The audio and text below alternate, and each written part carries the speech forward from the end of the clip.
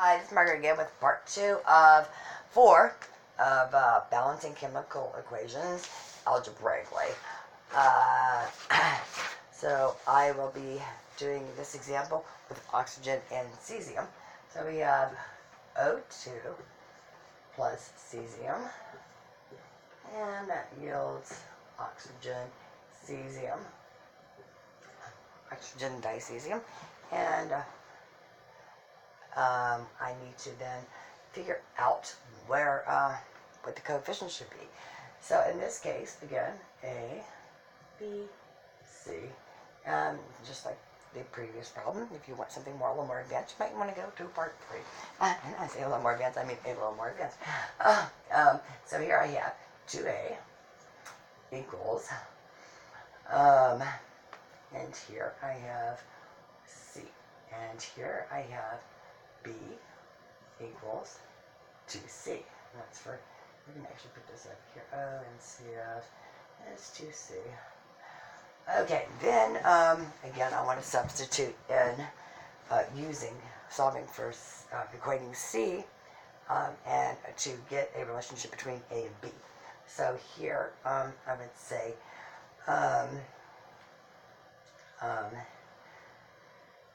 C equals 1/2 B. From there, I can then substitute in 1/2 B to C. So I get A equals 1/2 B equals C. Again, I want to take the inverse. I get 1/2 A equals 2B. And of course, again, 1 over 1 is 1. This actually does not really make sense here with the variables, but it helps me keep track of where I am. Okay, so then I factor in through 2, and I get A equals 4B equals 2C, giving me A equals, the coefficient would be 1, and B equals 4, and C equals 2. Now, mathematically, this is not actually the correct format, but this is an easy way to do that, to solve a problem when you're taking a test.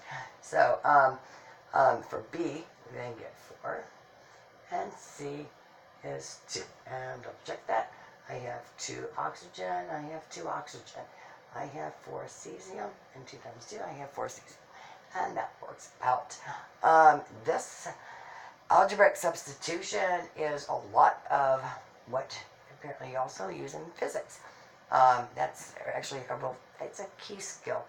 And also figuring out which is the easiest, because sometimes here I have a factor of 1/2.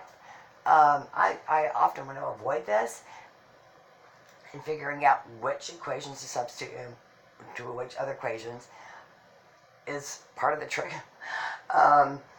But the one rule you can't really violate is, like, if, say, I decide to take, not in this case, but if I solve for this factor function, if I solve for this, I don't want to plug this back into that, because I'm going to wind up in the same place I started. So, or if I've used like 2 equations, plugging back into the first one without drawing in the third. The idea is that you need to solve using other information to get the values you need. So if that makes any sense. So it can get ugly, and if you have to finish the problem, it's sometimes better just to go through with the ugly method than to find something that's a little more graceful.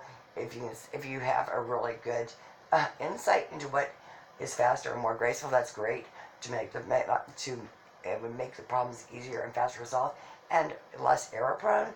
But at the same time, if you just plug through it, if you have to and you don't have time to erase everything and go back over it, this method for me works, because when I'm have things all over the place and I can't keep track of my scribble, or the method's not really great for figuring out factors of like 110, 102.